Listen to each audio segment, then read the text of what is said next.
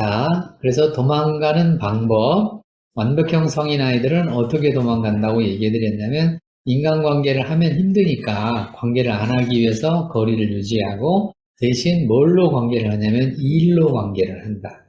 일로 관계를 하니까 일을 완벽하게 해서 뭐 당하지 않으려고? 지적당하지 않으려고. 이게 이제 주제예요. 이런 것들이 나중에 이제 상담 과정에 다 우리가 다뤄야 될 주제들입니다. 이런 것들이 나중에 제가 주제 얘기할 때 얘기를 더 하겠지만, 그래서 완벽형 성인 아이들은 그렇게 이 일로 도망을 가기 때문에 그 완벽형 성인 아이들이 상담을 받으러 오면 호소 문제가 생기겠죠. 뭘 호소할까를 생각해보면 거기서 나올 거 아니에요. 호소 문제가. 나는 완벽하게 일을 하고 지적받지 않으려고 그렇게 열심히 애쓰고 일을 하는데, 그러다 보면 사람들이 뭐 해요? 그러다 보면 외로워져. 물론 외로워지기도 하죠. 일단은 열심히 일하면 뭐 해요? 지쳐요. 지치죠. 네. 지치잖아요. 지치고 힘들어져요. 그런 호소 문제가 생길 거 아니에요. 자기가 너무 일하는 게 힘들어. 지치고 힘들고, 왜냐면 끊임없이 완벽하게 해야 되잖아요. 그야말로 끊임없이 완벽하게 해서 지적받지 않고, 또 내가 회사를 가면 또 뭐 공부를 하면 또 뭐를 하면 뭐 집안일을 하든지 뭐를 하든지 간에 뭐 받지 않으려고, 지적받지 않으려고 그렇게 열심히 일을 하다 보면, 그런데도 불구하고 지적을 하게 되잖아요. 완벽하게 못하니까. 그건 불가능하잖아요. 불가능한데 도전해서 계속 하다 보면 지치잖아요, 사람. 네, 그렇죠. 지치면서 번아웃도 되고, 지치면서 나중에 이제 무기력도 옵니다. 그럴 거 아니에요. 해도 안 되는구나. 해도 끝이 없구나. 언제쯤 끝이 날까? 뭐 이런 마음들이 계속 들 거 아니에요. 그리고 또 한편으로 지적받을까봐 뭐 해요? 불안하기도 하겠죠. 그러니까 해도 끝이 없다. 이제 나는 어떻게 해야지? 더 이상 하고 싶지 않다. 근데 해야 되는데 두 마음이 왔다 갔다 할 거 아니에요. 이렇게. 하나는 어떤 마음이에요? 우울의 마음이죠. 완벽형 성인 아이들 얘기하는 중입니다. 하나는 우울의 마음이고 또 하나는 뭐예요? 불안의 마음이죠. 그러니까 불안과 우울이 공존하게 돼요. 이런 사람들이 이제 호소 문제를 들으면 그렇게 나옵니다. 호소 문제가 대체로 그런 식으로 나오죠. 그러니까 이제 우리가 상담 전문가가 되었지만 호소 문제를 들어보면 이 사람이 어떤 사람인가를 대충 짐작할 수가 있어요. 그러니까 여러 번 우리가 호소 문제를 듣다가 보면 이 사람이 이런 사람이구나 하는 거를 대충은 알 수가 있어요. 정확하게는 모르지만 대충은 알 수가 있어요. 정확하게 하려면 더 얘기를 해봐야 이제 알 수 있는 거고, 그래서 그렇게는 우리가 지금 생각할 수 있는 겁니다. 왜 완벽형 성인 아이들이 관계는 안 하면서, 관계를 안 한다는 얘기는 마음에 있는 정서적 욕구가 좌절될 거 아니에요. 그렇겠죠? 왜? 우리 사람이니까, 인간이니까, 모든 인간은 정서적 관계를 유지를 해야만 우리가 살 수가 있잖아요. 정서적 관계를 안 하면 우리가 못 살잖아요. 그래서 금방 우리 선생님이 뭔 얘기를 했냐면 외로움 얘기를 했잖아요. 그러니까 이렇게 이제 일하는 사람들이 지치고 힘들면서 속에서는 외로움이 자꾸 생깁니다.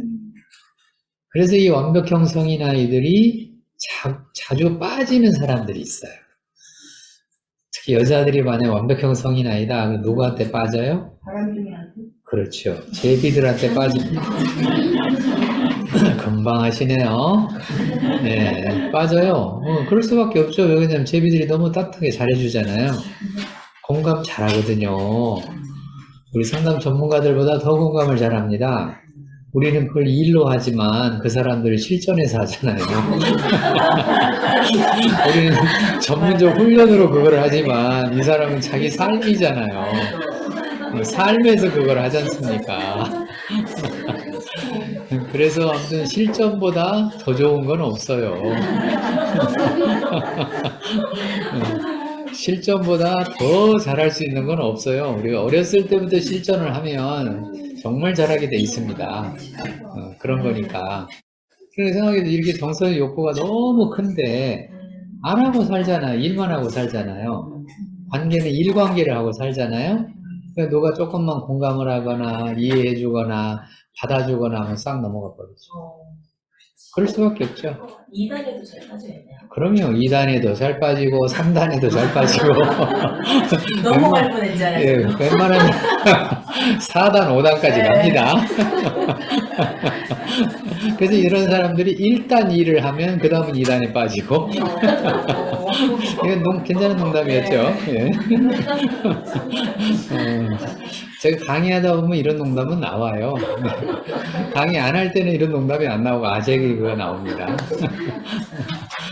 그러니까 이렇게 그런 정서적 욕구가 너무 강하니까 이런 사람들이 대체로 여자면 결혼하는 남자들이 어떤 남자들이냐면 직업이 별로 없는 남자이거나 상당히 무능한데 따뜻한 남자들. 또 한숨을 그렇게 쉬시나요? 예, 그런 남자에게 빠져요.